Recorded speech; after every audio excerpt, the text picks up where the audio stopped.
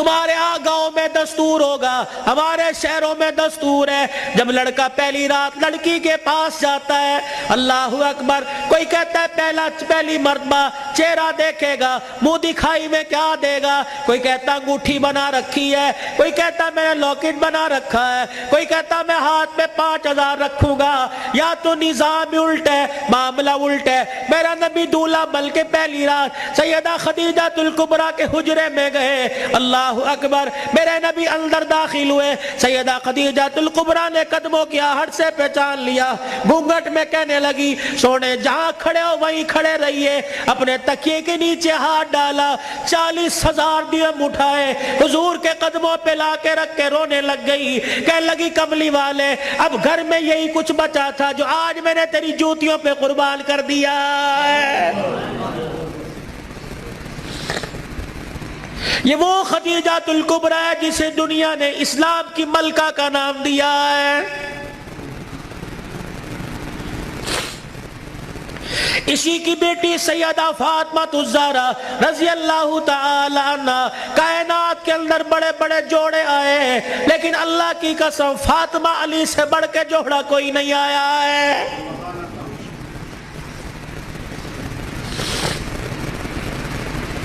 رحمت دو عالم صلی اللہ تعالی علیہ وسلم بیٹی کے دروازے پر گئے، جی ابو خیر ہوئے، تم بھی کبھی یہ سننا سمجھ کے بیٹی کے دروازے پہ چلے جایا کرو اور جا کے کہا کرو آجا تیرا باپ تجھے لینے کے لیے آیا ہے۔ لیکن اس نبی کو کیا پتا تھا جس بیٹی کو میں میکے لینے کے لیے گیا، سسرال لینے کے لیے گیا کہ میکے آجا، 4 دن باپ کے گھر میں رہ کے ویڑا آباد کر جا، اس نبی کے علم میں کیا تھا کہ 1400 سال کے بعد بہن دروازے پر آئے گی، بھائی دیکھ کے کہے گا ہنے تے گئی سی پھر آ گئی ہے۔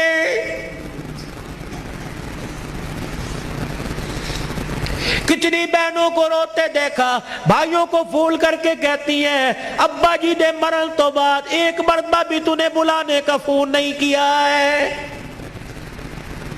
او لوگو چھٹیوں میں بہن کو بلا لیا کرو، عید تہوار میں بہن کو بلا لیا کرو، رب ذوالجلال کی قسم ہے تمہارے گھر میں آ کے بہن کھائے گی، پروردگار عالم بہن کے کھانے کی برکت سے اللہ تیرے رزق میں اضافہ فرمائے گا۔ ماں باپ کو کھلانے سے، بہن بھائیوں کو کھلانے سے اللہ کی قسم گھر کے اندر برکت آیا کرتی ہے، بے برکتی نہیں ہوا کرتی، گھر کے اندر رزق میں عزت میں اضافہ ہوا کرتا ہے۔ اے فاطمہ آجا، بہت دن ہو گئے، 4 دن باپ کے گھر رہا، اللہ اکبر، تیرا باپ تیری جدائی برداشت نہیں کرتا۔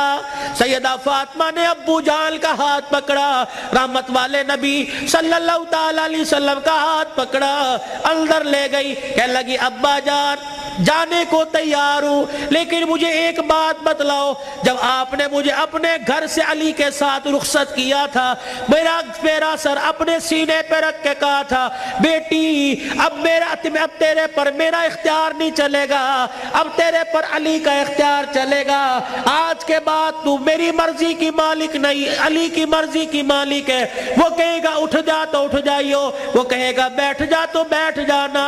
ابا جان آپ نے کہا تھا کہ جی ابا جانے کو تیار ہوں لیکن علی گھر میں کوئی نہیں، میں نے نہیں پوچھا تھا کہ علی ابا لینے آ جائے تو تیری بغیر اجازت کے جا سکتی ہوں کہ نہیں، ابا بیٹھ جائیو، اگر علی کہہ دیں گے چلی جا چلی جاؤں گی، اگر منع کر دیا تو میرے ابا جان آپ ناراض نہ ہونا۔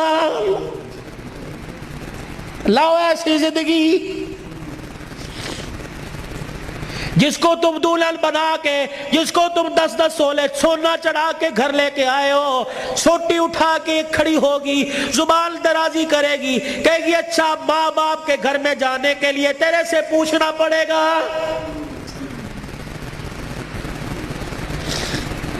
اے علی رضی اللہ عنہ اپنی بیوی فاطمہ سے کہہ دے تیری بغیر اجازت کے تیری بیوی کو گھر سے باہر کوڑا پھینکنے کی بھی اجازت نہیں ہے۔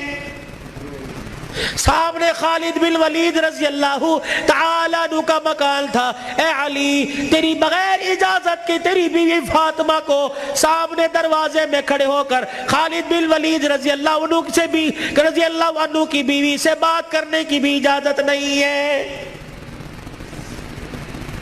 جب تمہارے نکلنے کی دیر ہوتی ہے تمہاری بیویوں کا پتہ ہی نہیں ہوتا کہاں ہے. کبھی کہیں بیٹھ کے تعویذ لا رہی ہے, کہیں فیصلہ آباد دوڑی ہوئی ہے, کبھی کسی کے ساتھ سارے میرے بھائی نے, کبھی کسی کے موٹر سائیکل پہ جا رہی ہے, کبھی کہیں. یہ بھائی تو لے ڈوبے, اصل بھائیوں کو بھائی نہیں سمجھتی, محلے داروں کو بھائی سمجھی بیٹھی ہے.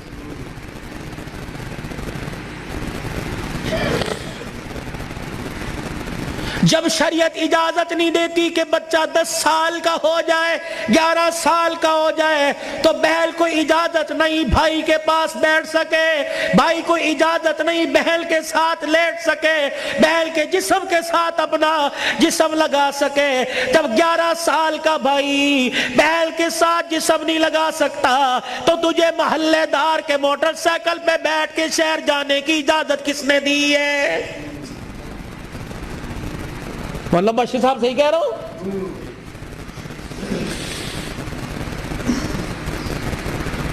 ابا جان ناراض نہ ہونا, نبی بھی نبی تھے. ہائے کہ میرے علی میں فرق ہی کوئی نہیں, علی کہاں میں کہاں, اب تجھے لے جانے کے لیے علی سے اجازت لینی پڑے گی. چپ کر کے گھر کے کونے میں بیٹھ گئے. کب آئے گا, کب آئے گا, کہاں. اتنی دیر میں سیدنا علی رضی اللہ عنہ نے گھر کے حجرے کا پردہ ہٹایا, ناک کی نتھے پھلائی. فاطمہ ابا آئے ہیں. علی تجھے کیسے پتہ لگا؟ کہ ویڑا بتلا رہا ہے, نبوت کی خوشبو سے مہک رہا ہے. وہ بیٹھے. کیوں, کوئی غلطی تو نہیں ہوگی؟ نہیں علی میرا ابا مجھے لینے آیا ہے. تو گئی کیوں نہیں؟ علی تیرا انتظار تھا.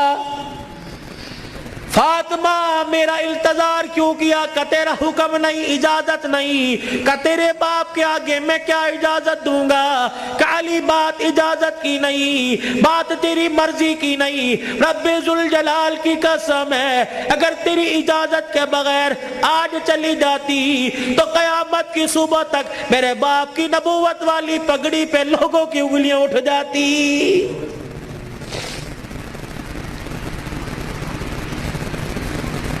اگر یہ میرا پیغام بہنوں تک جا رہا ہے, بیٹیوں تک جا رہا ہے, خدا کے واسطے لڑنے سے پہلے سوچ لینا میرے باپ کے بالوں کی سفیدی رل جائے گی. گھر کے اندر زور زور سے بولو گی, محلے والے کہیں گے فلانے دی تینے ویکی تماشا لگا رکھا ہے. رب اکبر کی قسم ہے تیرے باپ کی پگڑی رل جائے گی.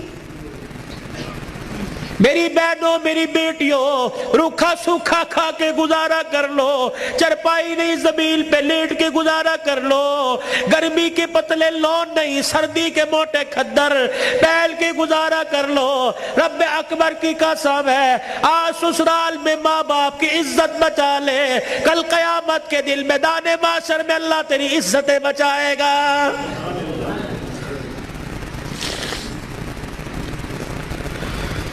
علی رضی اللہ تعالی عنہ کہنے لگے جلدی جا. علی جاؤں گی صحیح لیکن جانے کا انداز کچھ اور ہوگا. کیا پایا کہ میرا پردہ آسمان کے ستاروں سے بھی ہو جائے. تو پھر ایسی گود کے اندر حسین نہ آتا تو کون آتا, ایسی گود کے اندر زینب نہ آتی تو کون آتی, ایسی گود کے اندر حسن محسن نہ آتے تو کون آتے.